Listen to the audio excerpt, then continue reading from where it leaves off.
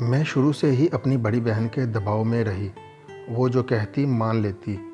میری شادی بھی آپا اپنے شوہر سے کہہ کر ان کے ایک دوست سے کروا دی۔ میرے شوہر بہت اچھے انسان تھے، وہ مجھے بہت چاہتے تھے، لیکن میں میکے کی محبت میں کھوئی رہتی تھی۔ چونکہ میں بیاہ کر دوسرے شہر چلی گئی تھی اور میکے سے دور ہو گئی تھی، گھر والوں کے لیے اداس رہتی، جی کرتا کہ روز وہاں جاؤں اور میکے کا دیدار کروں۔ آپا بھی میری طرح دوسرے شہر بیاہ کر گئی تھی، لیکن بعد میں وہ والدین کے شہر شفٹ ہو گئیں اور میکے کے نزدیک جا بسیں۔ وہ جب ملنے آتیں میں ان کو کھوئی کھوئی ملتی، تب وہ کہتی تم زبیر سے کیوں نہیں کہتی کہ لاہور چل کر رہیں؟ دیکھو میں کیسے اپنے میاں کو ماں باپ کے نزدیک بسانے میں کامیاب ہو گئی، تم بھی ایسا ہی کرو۔ میں نے بہت کوشش کی، زبیر کو کافی منایا، مگر وہ نوکری چھوڑ کر لاہور جا بسنے پر راضی نہ ہوئے۔ انہوں نے کہا میں نے بڑی محنت سے یہ مکان بنایا ہے، سرکاری ملازمت ہے، میں ملتان کو چھوڑ کر لاہور شفٹ نہیں ہو سکتا، تمہیں میرے ساتھ یہاں ہی رہنا ہوگا۔ والدین وقت گزرتا رہا اور کڑتی رہی، 4 بچے ہو گئے۔ آپا مجھ کو اکساتی رہیں، مگر زبیر نے نہ ماننا تھا اور نہ میری مانی، وہ اپنے عزیزوں کے قریب رہنا چاہتے تھے۔ آپا فون کرتی تمہارا شوہر ضدی ہے، اس کو تمہاری خوشی منظور نہیں۔ مجھے دیکھو اپنے والدین اپنے ارادے میں کامیاب رہی، میرے میاں نے بات مان لی، اب میں یہاں لاہور میں میکے کے نزدیک رہ رہی ہوں اور ہم یہاں بہت خوش ہیں۔ آپا کی ایسی باتیں مجھے اور اداس کرتیں اور میں ٹھنڈی آہیں بھر کر رہ جاتی۔ اسی طرح میکے کے نزدیک گھر لینے کی آرزو میں روتے سسکتے وقت اور بیت گیا۔ بچے بڑے ہو گئے، جب کبھی سال میں ایک بار میکے آتی، آپا کو ہوش باش دیکھ کر جی اور حسرت کرتا، وہ بھی من میں دبی اس چنگاری کو اور ہوا دیتی، جی محسوس کر واپس ملتان آ جاتی۔ اسی دوران میرے جیٹھ آئے اور کہا کہ ہم تینوں بھائیوں کی اولاد اکٹھی ہو تو اچھا ہے، ہم کیوں نہ آپس میں رشتے طے کر لیں، اب ہم کو اپنے بچوں کے بارے میں سوچنا چاہیے۔ یوں میرے شوہر نے اپنی مرضی سے اپنے چھوٹے بھائی کی بچیاں اپنے بیٹوں کے لیے مانگ لیں اور اپنی اکلوتی بیٹی بڑے بھائی کے لیے بیٹے کو دینے کا وعدہ کر لیا۔ گھر آ کر میں نے زبیر سے کہا کہ آپ نے اپنے بھائیوں کا خیال کیا اور میرے بھائی کا نہ کیا، حالانکہ میں سدرا کا اپنے بھائی کے بیٹے سے رشتہ کرنے کا وعدہ کر آئی تھی۔ تم نے پہلے یہ بات کیوں نہ کہی؟ جب بات طے کر دی ہے اب کہہ رہی ہو، پہلے بھی کبھی ایسی بات مجھ سے نہ کہی تھی، اور کل بھی میں نے بچوں کے رشتے طے کرتے وقت تم سے پوچھا تھا، تم وہاں چپ رہی۔ اب بات ہو چکی ہے، اب کچھ نہیں ہو سکتا۔ بے شک میاں غلطی پر نہ تھے، انہوں نے میری مرضی پوچھی تھی اور میں چپ رہی تھی، لیکن اب بہن مجھ کو اکسا رہی تھی کہ منگنی نکاح تو نہیں ہوا، صرف زبانی وعدہ ہوا ہے، انکار کیا جا سکتا ہے۔ زبیر اصولی آدمی تھے، وہ زبانی وعدے کو بھی بہت اہمیت دیتے تھے، اب اپنی زبان سے پھرنا نہیں چاہتے تھے۔ وہ بھی سگے بھائیوں سے کہ ناراض ہو کر انہیں چھوڑ دیتے۔ جب دیکھا کہ میاں ماننے کو نہیں، بچوں کو ان کے خلاف بڑھنا شروع کر دیا۔ بیٹی کو ہم خیال کر لیا، اس نے رفتہ رفتہ بھائیوں کو ساتھ ملا لیا، انہوں نے باپ کو پریشان کرنا شروع کر دیا۔ زبیر بہت پریشان رہنے لگے، جب دیکھتی کہ زبیر ذہنی اذیت میں ہے خوش ہوتی، مگر پھر تکلیف بھی محسوس کرتی کہ انہوں نے مجھے کبھی تکلیف نہ دی تھی، بچوں سے بھی والہانہ پیار کرتے تھے، بس میری یہ فرمائش نہ مانی کہ اپنا شہر چھوڑ کر میرے ماں باپ کے گھر کے نزدیک جا رہتے۔ یہ ان کی مجبوری تھی کہ اتنی اچھی ملازمت نہ چھوڑ سکتے تھے، اپنے والدین بہن اور بھائیوں سے بھی دور نہ رہنا چاہتے تھے۔ بہرحال ہم سب نے مل کر ان کو بے سکون کیا، ان کی لائی ہوئی چیزیں چھپا دیتے، پھر لانے کا تقاضا کرتے۔ جب وہ پریشان رہنے لگتے، ان سے غلطیاں ہونے لگی، دفتری امور میں یوں ان کو چارج شیٹ مل گئی۔ غرض نوبت یہاں تک آ پہنچی کہ انہیں ملازمت چھوڑنی پڑ گئی۔ قبل از وقت ریٹائرمنٹ سے ان کو پوری رقم نہ ملی اور کچھ مالی نقصان بھی ہوا۔ بہرحال کچھ دنوں بعد انہوں نے اپنا کاروبار شروع کیا، مجھے یقین تھا کہ وہ کاروبار میں کامیاب نہ ہوں گے تو بد دل ہو کر کہیں گے کہ اچھا چلو لاہور چل کر ہی رہتے ہیں، لیکن اللہ نے ان کی مدد کی اور انہیں جلدی ہی ان کے کاروبار میں بہت منافع ہوا۔ ادھر آپا کا فون آیا کہ اب زبیر ریٹائر ہو گئے ہیں، اب تو یہاں آ جاؤ۔ میرے میاں نے جنرل اسٹور کھول لیا ہے اور اب ہمارے وارے نیارے ہیں، تم لوگوں کے دن بھی سنور جائیں گے۔ لاہور بڑا شہر ہے، وہاں ملتان میں کیا رکھا ہے؟ دیکھو تو ہم کتنے خوش اور خوشحال ہو گئے ہیں۔ ان کی ایسی باتوں سے میرا سکون ختم ہو گیا۔ میں نے حامد کا حلوس دیکھا نہ اپنے بچوں کا بھلا۔ بہن کا پڑھایا ہوا سبق میرے دماغ میں گھس گیا۔ میاں کا کاروبار جمنے نہیں دینا، اگر جم گیا تو یاد رکھنا اپنے میکے سے ہمیشہ دور ہی رہو گی۔ انہی دنوں میرا بڑا بیٹا باپ کے ساتھ کاروبار میں ان کا ہاتھ بٹانے جا رہا تھا۔ میں نے اسے روک دیا۔ گھر کا ماحول اتنا خراب کیا کہ زبیر سخت دل برداشتہ ہو گئے۔ بچے نافرمانی کرتے اور باپ کا کہا نہ مانتے۔ میں نے ان کے دلوں میں لاہور جا بسنے کی آرزو بسا دی تھی۔ زبیر بالکل اکیلے ہو گئے اور بے بس ہو کر بستر پر گر گئے۔ انہوں نے ہم سب سے کلام ترک کر دیا اور ہم نے سامان باندھ لیا کہ اب اپنی آرزوؤں کو خود پورا کرنا ہے۔ میں بچوں کو لے کر مائکے آ گئی۔ وہ گھر اور بزنس سنبھالنے کو اکیلے رہ گئے۔ جب مرد کو گھر میں ذہنی سکون نہ ملے تو وہ کاروبار میں کیسے یکسوئی حاصل کر سکتا ہے؟ جن کے لیے جی جان سے میاں جی محنت کر رہے تھے وہی ان کو اکیلا کر کے چلے گئے تھے۔ وہ اتنی ہمت کہاں سے پاتے کہ تنہائی اور اکیلے پن سے بھی نبردہ آزما رہتے اور کام پر بھی توجہ دیتے، جبکہ ان تک محنت ہی کاروبار کی کامیابی سے ہمکنار کرتی ہے۔ نیا کام تھا، اجڑ کر رہ گیا۔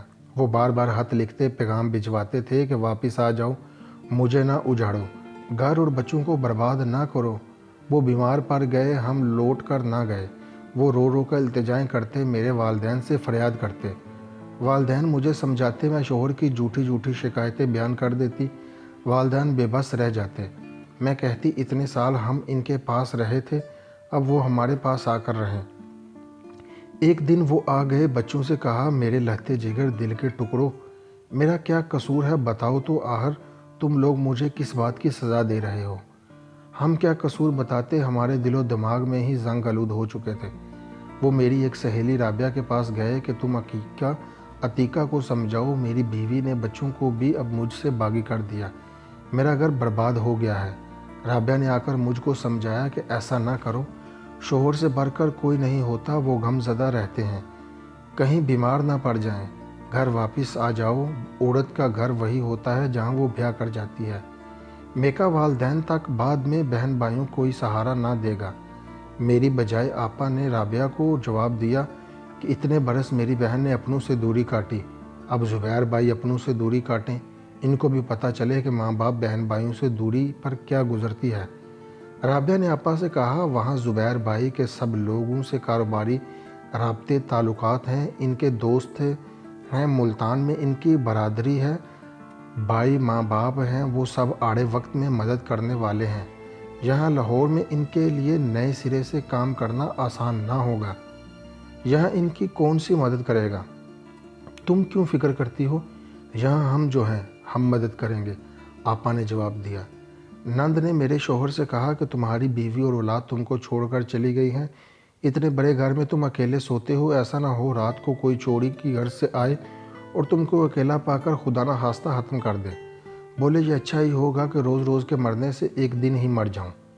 ایک دن اطلاع ملی کہ چھوٹے دیور کا انتقال ہو گیا ہے۔ ہم ملتان گئے، وہاں آنے جانے والی عورتوں نے پوچھا کہ تم میاں کا گھر چھوڑ کر کیوں چلی گئی ہو؟ تو میں نے سبھی سے میاں کی غلط شکایتیں کی۔ اس پر عورتوں نے زبیر کو برا سمجھنے کی بجائے مجھ کو ہی سمجھایا، تم مان جاؤ اور میاں کو دوش مت دو، کیونکہ تمام عرصہ زبیر نے تمہارا خیال رکھا ہے، اتنا اچھا گھر بنایا ہے، تمہارے لیے محنت کی ہے، کمایا ہے، اب اس عمر میں ان کو اکیلے کر جانا ٹھیک نہیں ہے۔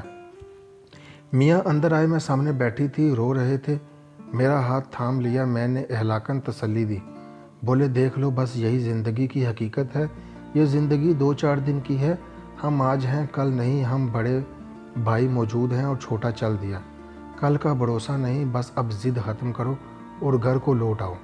5 سال کی بے روحی اور جدائی ختم کی اور آخر ہم گھر چلے آئے۔ اگلے دن ان کو بخار ہو گیا، بھائی کی تدفین میں دوڑ دھوپ کی تھی، سینے میں درد کی شکایت کی اور لیٹ گئے۔ 3 روز یوں ہی بے سد پڑے رہے، بخار بھی ہو گیا۔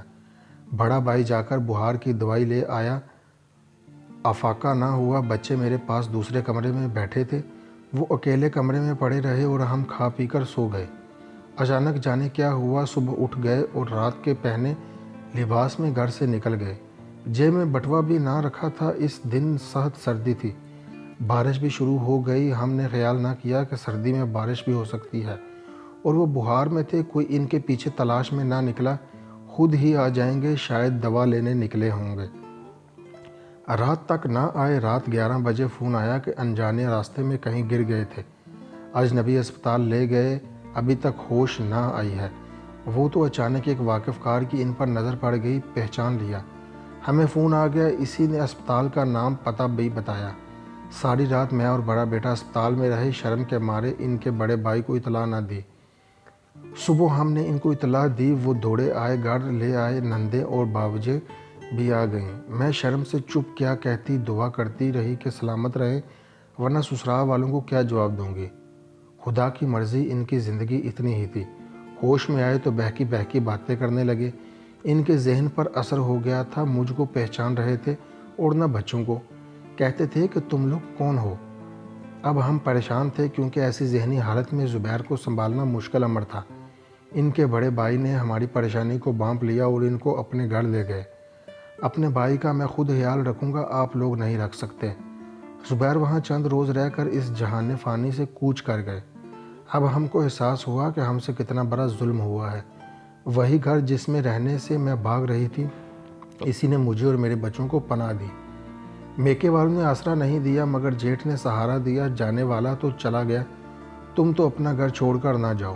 میں نے میکے میں رہ کر بھی دیکھ لیا، وہاں بھی 4 دن کی چاندنی تھی۔ اب کوئی اس ڈر سے ساتھ چلنے کو نہ کہتا کہ 4 افراد کا یہ کنبہ کون رکھے، بچوں کی شادی کی ذمہ داری کون اٹھائے۔ بھائی خاموش تھے، بھابیاں تلقین کر رہی تھیں، جو عزت اپنے ماں باپ کے گھر میں رہ کر بچوں کو ملتی ہے وہ کہیں نہیں ملتی۔ زبیر کچھ سرمایہ چھوڑ گئے تھے، وہی کام آیا، مگر یہ رقم بھی رفتہ رفتہ ختم ہو گئی۔ آپا کہتی کہ ہم جو ہیں ہم مدد کریں گے، وہ سب زمانی جمع خرچ تھا۔ وہ بھی دم سادے تھی، چند روزہ رہ کر چلی گئیں، دوبارہ نہ آئیں، بس فون پر لفظی تسلیاں دیتی، مالی مدد نہ کی۔ اب مجھ کو آٹے دال کا بھاؤ معلوم ہو چکا تھا۔ مالی مدد جو کی وہ جیٹھ اور نندو نے کی، دکھ سکھ میں ساتھ دیا۔ والدین ضعیف الامر کیا کرتے، وہ خود اپنے بچوں کے محتاج تھے۔ اب زبیر کی محبت یاد آتی اور ان کی کمی شدت سے محسوس ہوتی۔ بچوں کو بھی عقل آ گئی، باپ کو یاد کر کے روتے تھے، جس نے عیش کرائی اور خود محنت کی اور ساری عمر ہمارے آرام کا خیال رکھا۔ انہی دنوں جب پریشانی سے سخت جی ماندہ تھا، کسی نے بڑے لڑکے کو گلی میں گالی دی، اس نے غصے سے پتھر اٹھا کر دے مارا۔ اس لڑکے کا سر پھٹ گیا، خون بہنے لگا، اس کو لوگ اسپتال لے گئے، میرے لہتے جگر کو حوالات لے جا کر بند کروا دیا۔ میری جان پر بن آئی، بھائیوں کو فون کیا، جواب ملا، اتنی دور کام دھندا چھوڑ کر کیسے آئیں؟ وہاں تو کئی دن لگ جائیں گے، تم اپنے جیٹ سے کہو جو ملتان میں بیٹھے ہیں۔ ادھر راشد جیل میں بے یار و مددگار، بے سہارا، ادھر گھر میں روتی تھی۔ اس وقت اگر زبیر ہوتے تو کیسے برداشت کرتے کہ ان کے بیٹے کو جیل ہو؟